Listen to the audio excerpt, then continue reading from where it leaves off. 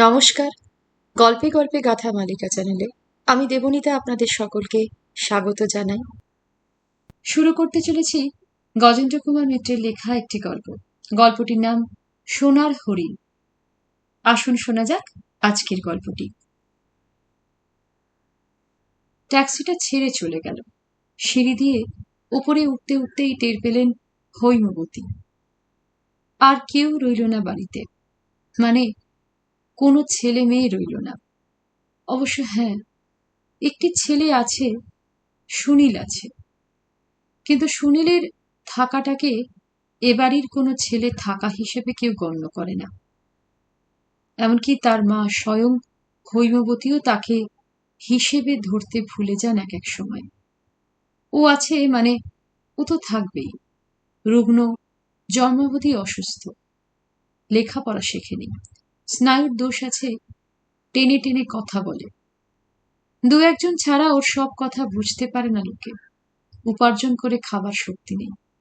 চিরদিনই ও, মানে সেই 16-17 বছর বয়স থেকেই দিনরাতের বেশিরভাগ সময় ওর বাবার আপিস ঘরে বসে থাকে চুপ করে। আজও তাই আছে। ওর অস্তিত্বকে কেউ কোনোদিন হিসেবের মধ্যে ধরে না। আজই বা ধরবে কেন? চাকর বাকররাও ওর কথা ভুলে যায় এক একদিন। শুধু পুরনো ঠাকুর বনমালী মনে করে রাখে।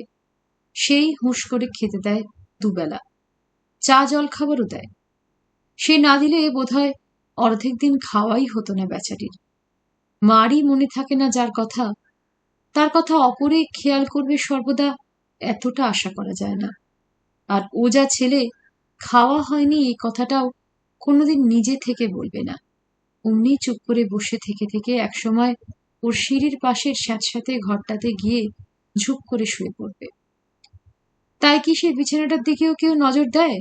অনেক সময় 1 মাস 1.5 মাস হয়তো চাদর ওয়ার বদলানো হয় না। সাধারণভাবে নিত্য ঝাড়াঝুড়ি তো হয়ই না। সেটাও বনমালেরই মনে পড়লে কিংবা চোখে পড়লে, যখন খুব বকাবকি করে, তখন হয়তো হৈমবতীরও হুঁশ হয়।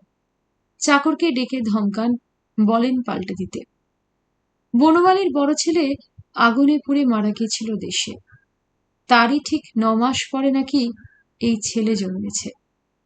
বনমালীর ধারণা সেই ছেলেই এসেছে এখানে, বনমালীর কাছাকাছি থাকবে বলে।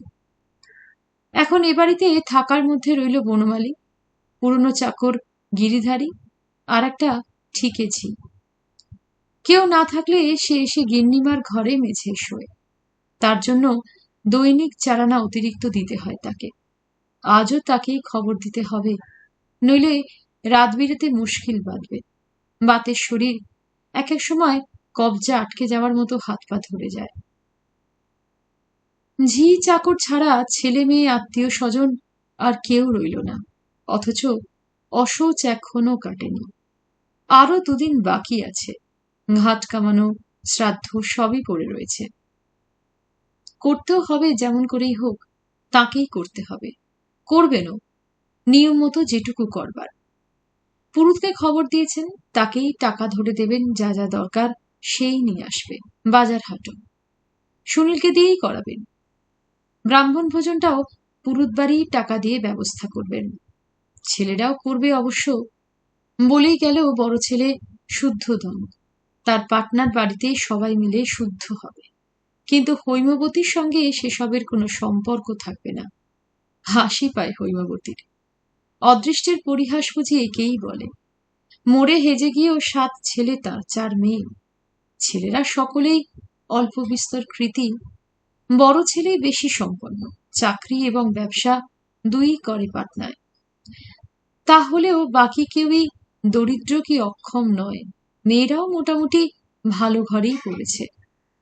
সবাই এসেছিল ওই খবর পেয়ে। 3টি ছেলে, মেজ সলিল, সরল, ছোট শুভাশিস। এরা তো এখানেই থাকতো, এই বাড়িতেই। সরল আর শুভাশিস বিয়ে করেনি। সলিল তো স্ত্রী পুত্র নিয়েই থাকতো, কাল অব্দিও ছিল। বাকি 3 জন বাবা মরণাপন্ন খবর পেয়ে ছুটে এসেছিল। না, বাবার প্রতি অত্যাধিক টানে নয়, এখন যা দেখাচ্ছে কেন এসেছিল তা হৈমবতী জানেন। ওদের বাবা রূপকথার যক্ষ ওদের কাছে, পুরাণের কুবের, রহস্য আর অনুমানে গড়া। বাবার টানে এলে এমন ভাবে সবাই চলে যেত না অন্তত। বাবা যেখানে মরেছেন শ্রাদ্ধটা সেখানেই করে যেত। সবাই একে একে চলে গেল, তাকে গঞ্জনা ধিক্কার দিয়ে।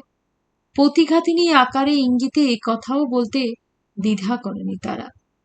শুধু ওই সুনীল, অক্ষম অর্ধনর, যার অস্তিত্ব তার মায়েরও মনে থাকে না সব সময়, যাকে সন্তানদের তালিকায় গণনা করে না কেউ, সেই রইল। তার অন্য জায়গায় যাওয়া সম্ভব নয় বলেই, কিংবা অন্য ছেলেদের যা বক্তব্য তা তার মাথায় ঢোকে না বলে।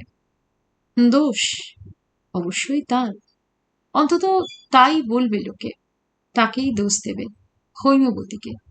কিন্তু কেন? কেন তিনি চিরদিন এমনভাবে সকলের কাছে মাথা নুইয়ে নিজের সব ইচ্ছা বিসর্জন দিয়ে পরের মতে গা ভাসিয়ে চলবেন? কেন তার দুর্বল ভাগ্যের সুযোগ নেবে সকলে, তার মাথায় পা দিয়ে নিজেদের দিন কিনে নেবে? কেন তিনি এত অবিচার সহ্য করবেন? এত কাল তো করে এসেছেন, এখন মরবার সময়ও কি তার বিরুদ্ধে দাঁড়াতে পারবেন না, জীবনের এই শেষ প্রান্তে এসেও? ভাগ্য, ভাগ্যই সবচেয়ে বেশি অবিচার করেছে, প্রতারণা করেছে তার সঙ্গে। বাবা বলতেন সৌভাগ্য। হৈমবতী জানেন, নিজের অভিজ্ঞতা থেকেই জেনেছেন, গরিবের ঘরে অসামান্য রূপ নিয়ে জন্মানোর মতো দুর্ভাগ্য আর নেই। এই রূপের জন্যেই 19 বছরের স্নেহময় তখনও বিয়ে পড়ছেন তিনি, দেখে পাগল হয়ে বিয়ে প্রস্তাব করে লোক পাঠিয়েছিলেন। ওর বাবাও হাত বাড়িয়ে স্বর্গ পেয়েছিলেন। স্নেহময় বাপের এক ছেলে, মা নেই, আর কেউ নেই সংসারে। অগাধ ঐশ্বর্য, কাশিতে 3খানা বাড়ি, কলকাতার বেলেঘাটা নারকেলডাঙ্গা অঞ্চলে খানচারেক, কলিয়ারি ব্যাংকে লাখ কতক টাকা। এদের স্বপ্ন কল্পনার রাজপুত্র ছাড়া কি? ছেলে রূপবান না হলেও সুদর্শন, সবচেয়ে বড় কথা বড়লোকের একমাত্র ছেলে হওয়া সত্ত্বেও সচ্চরিত্র। হৈমবতীর বাবা দ্বিধা করবেন না সে তো জানা কথাই। হৈমুরও তখন আনন্দই হয়েছিল। স্নেহময়ের বিয়ে পরীক্ষা শেষ হবার পরেই মহা সমারোহে বিয়ে হয়ে গেল। সেই সমারোহতেও খুশি হয়েছিলেন হৈমবতী। এ তো তাদের ঘরে আশাতীত শুধু নয়, কল্পনারও অতীত। এর শিকি কেন? 1/10 খরচ করার মতো অবস্থা নয় তাদের। বাবা অবিনাশবাবুর থাকার মধ্যে ছিল তিলভণ্ডেশ্বরে একখানি একহারা 3তলা বাড়ি, অ্যাংলো বেঙ্গলি স্কুলে 22 টাকা মাইনের চাকরি, আর 2-1 ঘর যজমান। পুজো, বিয়ে, শ্রাদ্ধ ইত্যাদিতে কিছু কিছু কাপড় চোপড়, চাল ডাল আসত, তাতে এই পর্যন্ত। সেখান থেকে লাক্সার দামি দামি আসবাবে সাজানো অত বড় বাড়িতে এসেই মনে হয়েছিল রাজপ্রাসাদে এলেন, সত্যি সত্যি রাজরানী হলেন তিনি। বিয়ের পরও অতটা বুঝতে পারেন, পরে বুঝলেন।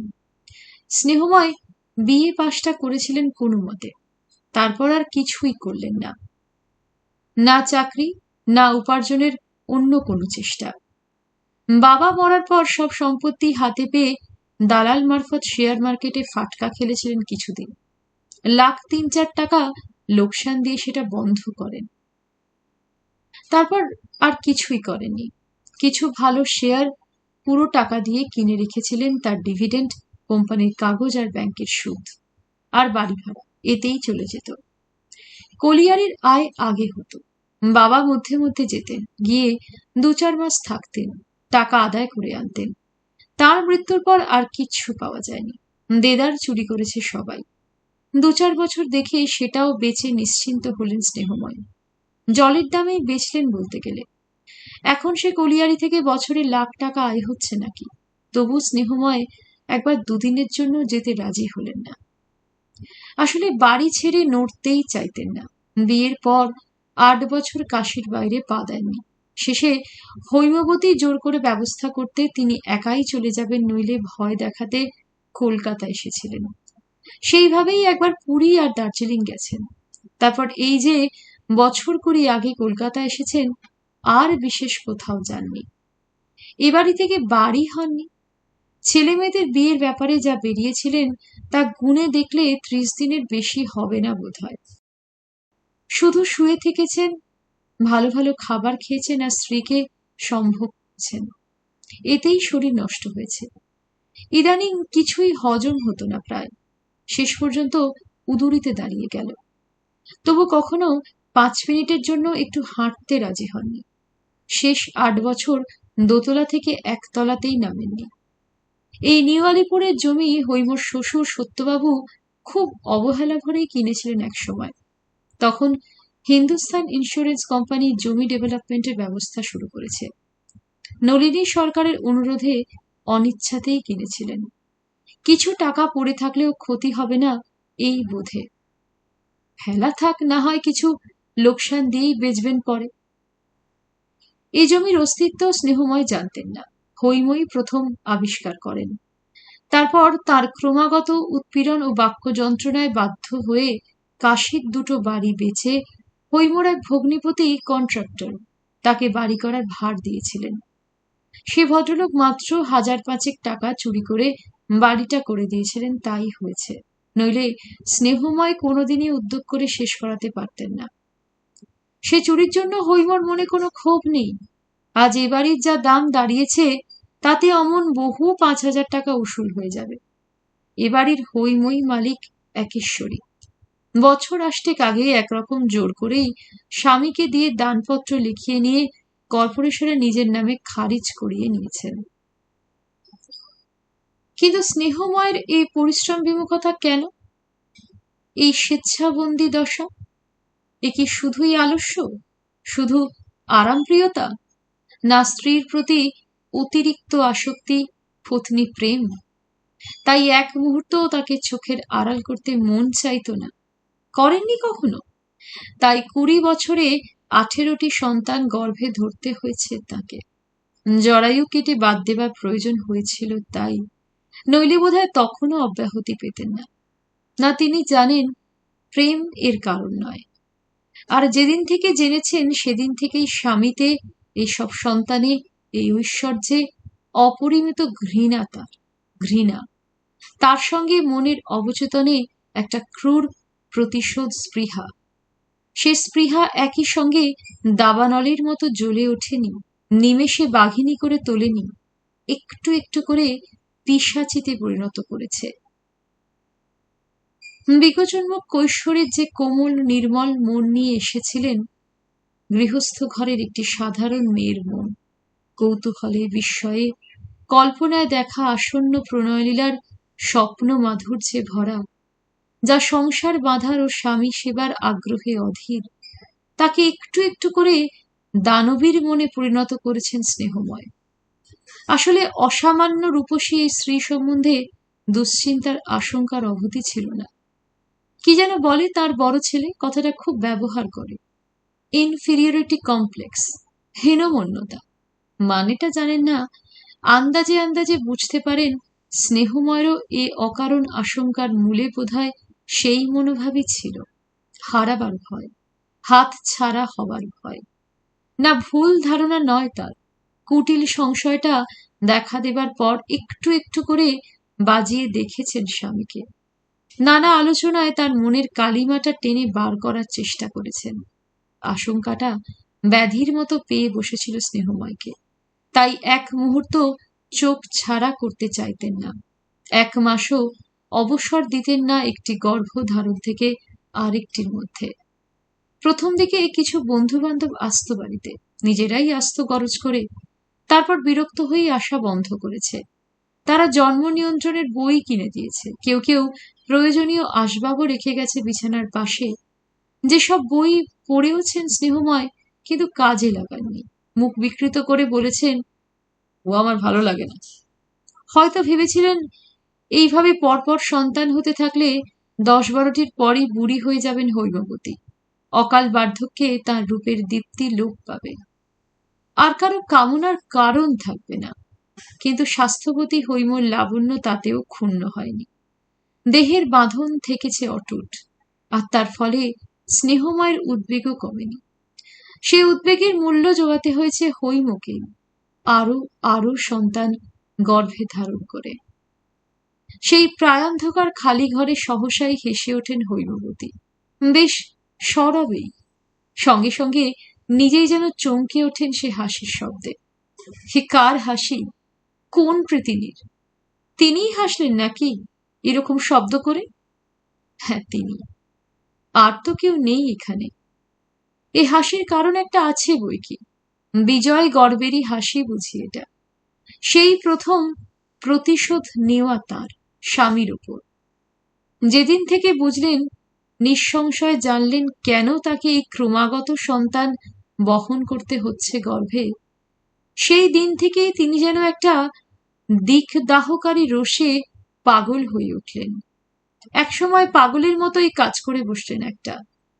যে সতী ধর্ম বংশ পরম্পরায় তার অস্থিতে মজ্জাতে রক্তে মিশে রয়েছে, তার প্রভাব এড়ানো সুকঠিন। কিন্তু পাগল বলেই তিনি সেটাও করতে পারলেন অনায়াসেই। সুনীল বনমালীর সন্তান। বনমালীও ব্রাহ্মণ, সুপুরুষ। তখন সুপুরুষই ছিল, কিন্তু ঈশ্বর জানেন সেজন্যে মনে কোনো লালসা জাগেনি হৈম। একান্ত নিষ্কাম হয়েই কাজটা করেছিলেন, হিসেব মেলাবার মতো করে।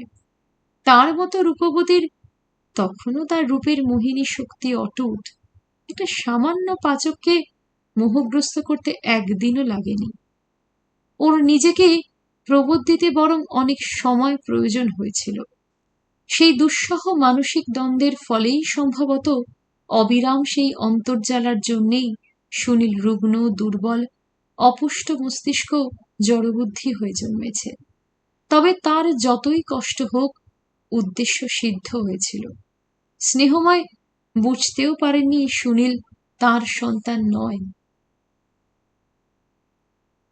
অবশ্য সেটা জানিয়ে দিয়েছেন তিনি স্নেহময়ের জ্ঞান থাকতে থাকতেই, নইলে শোধটা পুরো হয় না। মৃত্যুর এই কদিন আগে।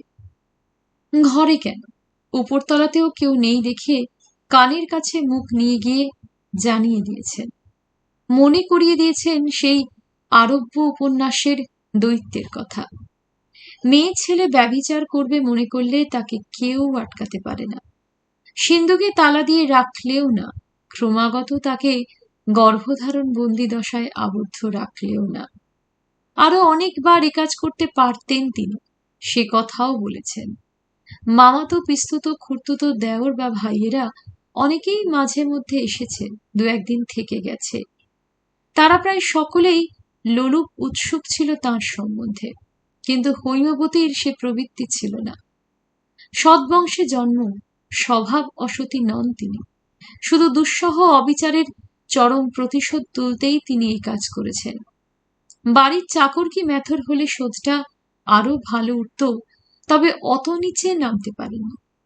আর এতে একটা উপকারও হয়েছে, ওই ছেলেটার টানে বনমালী এ বাড়ি ছেড়ে যেতে পারবে না কোনোদিনই। পাচক সমস্যার দায় থেকে নিশ্চিন্ত। কথাটা সজ্ঞানেই শুনে গেছেন স্নেহময়, সে বিষয়ে কোনো সন্দেহ নেই হৈমবতীর। বৃথাই এতকাল সুদীর্ঘ 40 বছর স্বামীর সঙ্গে বাস করেননি তিনি। 40টা বছরের প্রতিদিন প্রতি রাত একদিনও কাজ ছাড়া হতে পারেননি। বাবা মা মরবার সময়ও ছুটি পাননি। তিনি গেলে স্নেহময় সঙ্গে যাবে জানতেন বলে ঘৃণায় তিনিও যাননি। সেই একেবারে স্তব্ধ হয়ে গিয়েছিলেন স্নেহময়, আর একটি কথাও বলেননি কারোর সঙ্গে, কারো কথার উত্তর দেননি। খানও নি আর কিছু, খাওয়ার অবস্থাও বিশেষ ছিল না।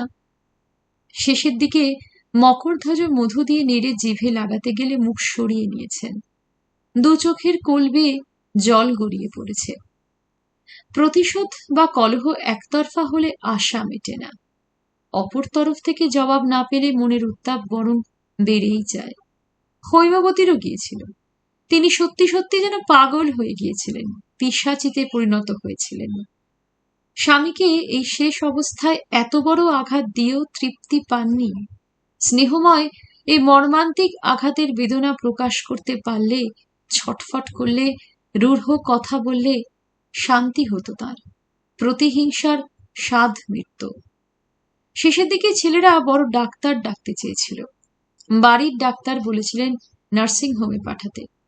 হৈমবতী রাজি হননি। বামনগাছিতে কে সিদ্ধ তান্ত্রিক আছেন, তাকেই ডেকেছিলেন। প্রসাদী ফুল, চরণামৃত, তাবিজ, কবচ এইসব শুরু হয়েছিল। অবশ্য কম খরচেই। ঠাকুরমশাইকে স্পষ্ট বলে দিয়েছিলেন তিনি, বেশি দহন করার চেষ্টা করলে কোনো ফল হবে না, যা রয় সয় তাই যেন করেন। শেয়ানে শেয়ানে কোলাকুল। ঠাকুরমশাই হৈমবতীকে চিনেছিলেন। বহুদর্শী তন্ত্র ব্যবসায়ী, হয়তো মনের চেহারাটাও দেখতে পেয়েছিলেন তার। সেই মতোই চলেছেন।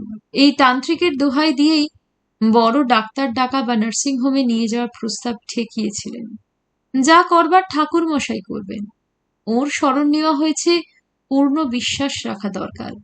এখন ডাক্তার হাসপাতালের ব্যবস্থা মানে ওর প্রতি অনাস্থা দেখানো, তাতে উনি অসন্তুষ্ট হবেন। বিশেষ 3 দিন 3 রাত্রি উপবাসী থেকে মহামৃত্যুঞ্জয় কবচ করছেন, তার ফলটা নষ্ট করা ঠিক নয়। আর নার্সিংহোম বা হাসপাতালে নিয়ে গেলেই যে সেরে উঠবেন উনি, এমন নিশ্চয়তা কি দিতে পারে কেউ এ শেষ অবস্থায়? তা যখন পারে না, তখন খামোকার কেন ব্যস্ত হওয়া? ওর চেষ্টার ওপর বিশ্বাস আছে, সেই ব্যবস্থাই ধরে রাখতে চান তিনি। এর উপর আর কথা বলবে কে? শেষ দুদিন অসহ্য কষ্ট পেয়েছেন স্নেহময়, শ্বাসকষ্ট। ছেলেরা ছুটে গিয়ে অক্সিজেন এনেছে, হৈমবতী ব্যবহার করতে দেননি। কঠিন ও উগ্র হয়ে উঠেছেন, বলেছেন, মার চেয়ে ব্যথিনী তারে বলে ডাইনি, গেলে আমারই যাবে, আর কারো কোনো ক্ষতি হবে না। 42 বছর ঘর করেছি, এর প্রতিটি দিন দিন রাত একসঙ্গে কাটিয়েছি। আমার স্বামী, তার ভালো মন্দ আমি বুঝি না, তোরা বুঝিস? কষ্ট হচ্ছে, ঠাকুর মশাইকে ফোন কর, যা করবার তিনি করবেন। তারপর একটু থেমে আবার বলেছেন, কতকটা আপন মনেই যেন। ওসব অস্বাভাবিক জিনিস উনি কোনো কালে দেখতে পারতেন না, এখন কথা কইতে পারছেন না বলে জোর করে চাপাবো? তাতে আমি রাজি নই। ছেলেরা কেউ কেউ অসহিষ্ণু হয়ে উঠেছে, কড়া কথা বলেছে, উনি গ্রাহ্য করেন। যে দুটি ছেলে বেশি বাড়াবাড়ি করতে গিয়েছিল, বড় আর সেজ, তাদের আর স্নেহময়ের ঘরে ঢুকতে দেননি। বলেছেন, তোমরা ওর সামনে অশান্তি সৃষ্টি করছো, এই শেষ সময়টা শান্তিতে থাকতে দাও ওকে। তারা মনে করাতে গেছে, এই শেষ সময়টা ছেলেদেরও কিছু কর্তব্য আছে। হিন্দু ব্রাহ্মণের বংশ, ভগবানের নাম শোনানো, গীতা শোনানো, মুখে গঙ্গা জল দেওয়া, এসব ছেলেদের কাজ, বিশেষ বড় ছেলের থাকা দরকার। হৈমবতী জবাব দিয়েছেন, শেষ সময়টা ঠিক কখন কি করে বুঝছি? যতক্ষণ শ্বাস ততক্ষণ আস। মাঝখান থেকে যদি বা বাঁচত, কানের কাছে নাম শোনাতে শুরু করলে, তবে বুঝে মরে যাচ্ছি ভেবে আতকে হার্ট ফেল করবে। এতকাল যা করেছে, পাপই করুক আর পুণ্যই করুক, তারই ফল ভোগ করবে। মরার কালে দুবার হরিনাম শোনালেই যদি স্বর্গে যেত মানুষ, তাহলে আর ভাবনা ছিল না।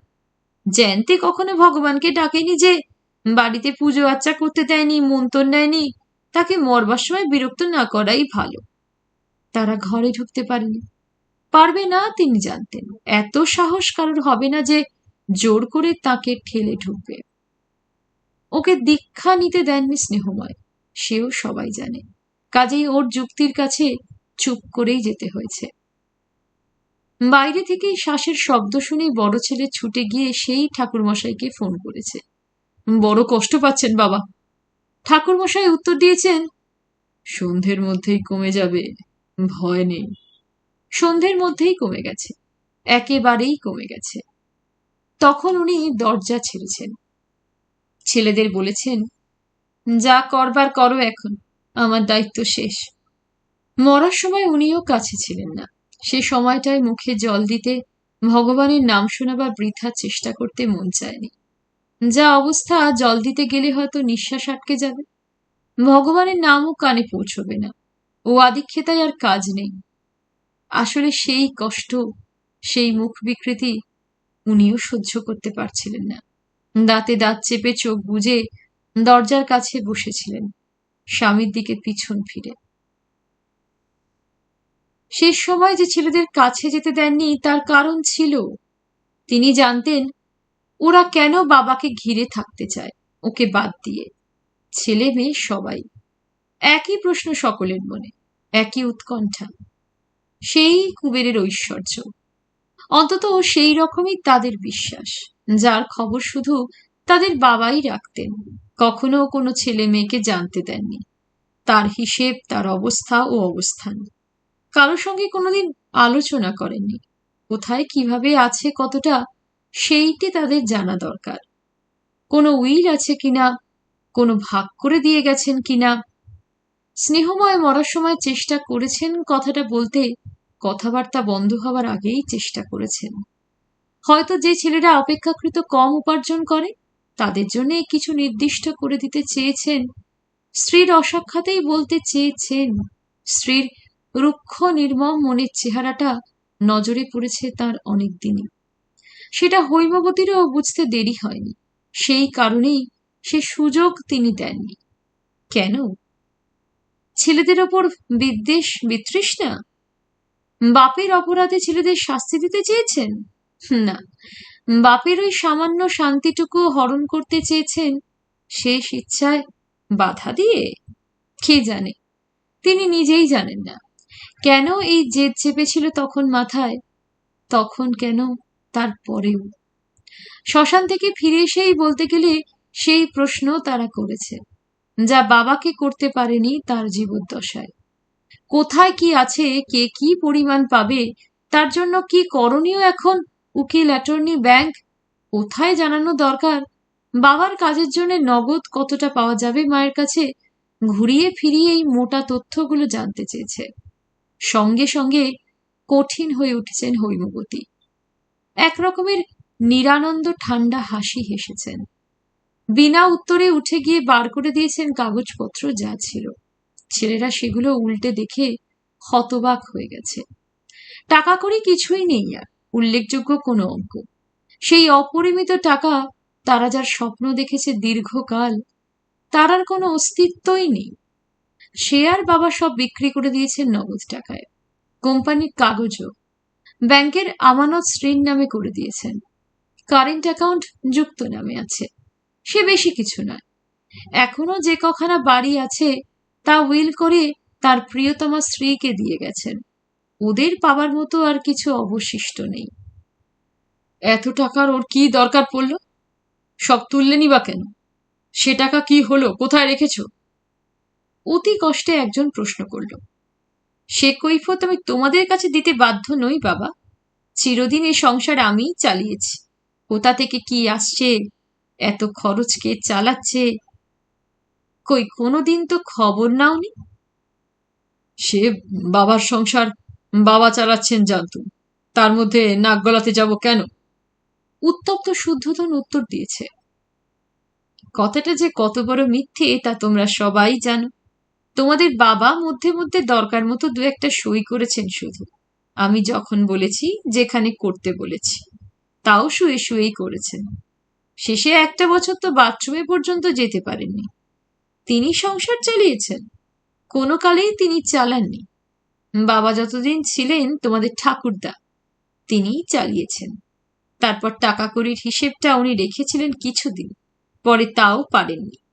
সংসারে কোথা দিয়ে কি হচ্ছে, রাঁধুনি, চাকর, ঝি, বাজার, রেশন, ধোপা, গয়লা, কোনো খবরই জানতেন না।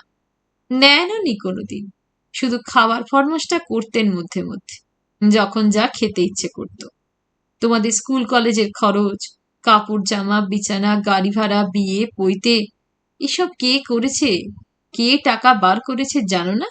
দেখনি? তাহলে এখন কি বলতে চাও? প্রশ্ন করেছে ছেলেরা। কিছুই বলতে চাই না। খরচ আমি যা দরকার বুঝবো করব, যতদিন পারবো। দরকার বুঝলে তোমাদের সঙ্গে পরামর্শ করব।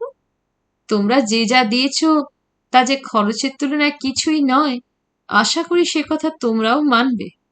এখন টাকার হিসেব চাইতে লজ্জা করছে না? কথায় কথা বেড়ে গেছে। মেয়েরা এক সময় বলেছে, ভাইয়েরা তো তোমার সংসারে না হয় খেয়ে উসুল করেছে, আমরা তো কিছুই পাইনি। হৈমবতী বলেছেন, দুদিন অপেক্ষা করো, আমি মোলে ভাগ নিই ওদের কাছ থেকে। আর তোমাদের বিয়েতে অনেক টাকা খরচ হয়েছে মা সকল। 20,000-এর কমে কেউ বিদেয় হওনি। 20 বছর আগের 20,000, এখনকার 80,000, তাই না? শেষে ছেলে মেয়েদের মুখোশ খসে পড়তে তিনিও মুখোশ খুলেছেন। বলেছেন, 1 পয়সার হিসেব কি কৈফিয়ত আমি দেব না। তিনি ছেলেদের চিনেছিলেন বলেই সব বেচে কিনে আমাকে বুঝিয়ে দিয়ে গেছেন, টাকা আমার, আমি যা খুশি করব। বুঝি তেমন কোনোদিন তোমাদের জানিয়ে যাব কি দিয়ে যাব, মানে যদি সৎভাবে চলো, নইলে কিছুই কোনোদিন পাবে না। বাড়ি আমার, টাকা আমার, যা ভালো বুঝবো করব। আমার তাঁবে থাকা না পোষায়, দরজা খোলা আছে, পথ দেখতে পারো। তারপর বিচিত্র দৃষ্টিতে সামনের দেওয়ালটার দিকে চেয়ে বলেছেন, এই টাকার লোভেই বাবা আমাকে একটা অমানুষের হাতে দিয়েছিলেন, অথচ সে টাকা ইচ্ছে মতো নাড়াচাড়া করতে পারিনি, স্বাধীনভাবে বাঁচতে পারিনি। কেনা বাদির মতো জীবন কাটিয়েছি, তারও অধম। সারা জীবনই তো গেল একভাবে, কিন্তু আর নয়। এই টাকাটা যে আমার, যার জন্য নিজেকে বিক্রি করেছি, সেটা হাতে পেয়েছি, এইটা কিছুদিন অন্তত বুঝতে চাই। তোমাদের প্রত্যেককে মানুষ করে দিয়েছি, দাঁড়াতে পেরেছ, আমার কর্তব্য শেষ। টাকায় লোভ থাকে, রোজগার করে নাও। আর যদি কেউ বোঝো ঠিক নিজের পায়ে নিজে দাঁড়াবার মতো হওনি, এসে থাকো, ভাত কাপড়ের অভাব হবে না, বাড়ি ভাড়া লাগবে না, এমনকি বাড়ির কোনো ঝঞ্ঝাটও পোয়াতে হবে না, তবে তার বেশি চেয়েও না। সে বন্দোবস্তে রাজি হয়নি কেউ, নিজেদের বঞ্চিত নয়, প্রবঞ্চিত বোধ করেছে। সে প্রবঞ্চনা কে করেছে, তার সঙ্গে কি সম্পর্ক, কেউ ভেবে দেখেনি। পথই দেখেছে তারা। একে একে সবাই চলে গেছে এই বাড়ি থেকে, রাগ করে, তাকে গালাগালি দিয়ে, অভিসম্পাত করে, ভয় দেখিয়ে, শাসিয়ে। তিনি মা, তাদের মানুষ করেছেন, এতদিন সর্বতোভাবে তাদের কল্যাণ দেখেছেন। তারা যে মানুষ হয়েছে, বিড়ি পাকিয়ে কি মোট বয়ে জীবিকার্জন করতে হয়নি, সেও তাঁরই জন্যে। ওদের বাবা কিছুই করেননি, করতেন না, তিনি বিচলিতও হতেন না। আর কেউ করবার না থাকলে ওরা উচ্ছন্নে যেত। সে কথা যদি ওরা ভুলতে পারে, মা ছেলের সম্পর্কের থেকে যদি টাকাই বড় হয়, তাহলে উনিই বা ওদের উপর ভরসা করে টাকা হাতছাড়া করবেন কেন? অনেক দেখেছেন তিনি জীবনভর, অনেক মা বাবাকেই দেখেছেন ছেলেদের হাতে সব তুলে দিয়ে ভিখিরির জীবন যাপন করছে, লাঞ্ছনার ভাত খাচ্ছে। সে পথে যেতে উনি রাজি নন। নিজের সুখ স্বাচ্ছন্দ্য, আশা আকাঙ্ক্ষা, বর্তমান ভবিষ্যৎ, স্বাস্থ্য যৌবন, পরমায়ুর অধিকাংশর বদলে আজ পেয়েছেন কটা টাকা, সেটাও ছেড়ে দেবেন না? এত সহজে নয়। দিন শেষ হয়ে গেছে কখন, অন্ধকার ঘনিয়ে এসেছে, টের পাননি হৈমবতী। চাকর এসে আলোটা জেলে দিতে চমক ভাঙল। দেখলেন ঠিক সেই একভাবে একখানা শূন্য ঘরের মাঝখানে দাঁড়িয়ে আছেন। সেজ ছেলের ঘর এটা, সব নিয়ে চলে গেছে, কেবল খাটটা নিতে পারেনি। মানুষের কঙ্কালের মতো ব্যাটম বার করে পড়ে আছে। আবার হেসে উঠলেন একবার, তেমনি আগের মতো হা হা করে। আবারও শিউরে উঠলেন সে হাসির শব্দে। সে কি হাসি! বিদ্রুপের হাসি হাসতে চেয়েছেন, কঠিন বিদ্রুপ। কিন্তু এ বিদ্রুপ কাকে করছেন তিনি? নিজেকেই করছেন না তো? শোধ উঠেছে, জীবনের দাম বুঝে পেয়েছেন, এবার তো পরিতৃপ্ত হবার কথা। কিন্তু, প্রবল একটা কিন্তু কেন মনের মধ্যে এমন ভাবে মাথা তুলছে বারবার? কেন সন্দেহ দেখা দিচ্ছে সজ্ঞান মনের প্রবল বাধা সত্ত্বেও যে কিছুই শোধ হলো না, জীবনের কোনো পাওনাই পাননি কোনোদিন, আজও পেলেন না, বরং যেটুকু পেতে পারতেন সেটুকুও হারালেন। সেই লোকটাই জিতল শেষ পর্যন্ত, নিঃশেষে তার জীবন রস শুষে নিয়ে চলে গেল। তাকে আবারও ঠকিয়ে গেল সে, খানিকটা মূল্যহীন সম্পদ দিয়ে ভুলিয়ে রেখে চলে গেল। বাকি জীবনটা যাতে মরুভূমি হয়ে থাকে, তারই ব্যবস্থা করে গেল। এই টাকা নিয়ে কি করবেন তিনি? কি কাজে আসবে আর? সম্ভোগ? আর কোনো দিকেই তো কিছু ভোগের উপায় নেই। যৌবন, স্বাস্থ্য, অবস্থা কোনোটাই নেই। বিধবা বিগত যৌবন আর কি ভোগ করতে পারে? টাকাটা এখন একমাত্র যা কাজে আসতে পারে তা হচ্ছে তার লোভ দেখিয়ে কতকগুলো লোককে পায়ের নিচে রাখা। ছেলেরা যদি ওই টাকার মুখ চেয়ে তাকে খোশামত করে চলতো, তবুও কিছু স্বাদ পেতেন জীবনে, শক্তির স্বাদ। কিন্তু ওরা চলে গেল, সেটুকুও পেলেন না, পাবেনও না। উনিই তাদের মানুষ করে দিয়েছেন, ওর মুখাপেক্ষী হয়ে থাকার দরকার হবে না। তবে কি করবেন তিনি ও টাকা দিয়ে? কি ক্ষতিপূরণ হবে তার? এই উত্তরটা কোনোদিনই হয়তো পাবেন না বাকি সারা জীবনে। শুধু পরিতাপ, নিরুপায় ক্ষোভ, ব্যর্থ বিদ্বেষে জ্বলে মরবেন এরপর থেকে যতদিন বাঁচবেন। চোখের জলই সার হবে, যে অবাধ্য চোখের জল এখনই ধারায় ধারায় গড়িয়ে পড়তে শুরু করেছে। শেষ হলো গজেন্দ্র কুমার মিত্রের লেখা এই গল্প সোনার হরিণ। আপনাদের কেমন লাগলো জানাতে পারেন। ভালো লাগলে লাইক অন্তত করবেন। আর আরো একবার বলছি, আমার চ্যানেলে অনেক গল্প রয়েছে, আপনারা প্লেলিস্ট থেকে আপনাদের পছন্দ মতো গল্প শুনে দেখবেন। ভালো থাকবেন। ধন্যবাদ।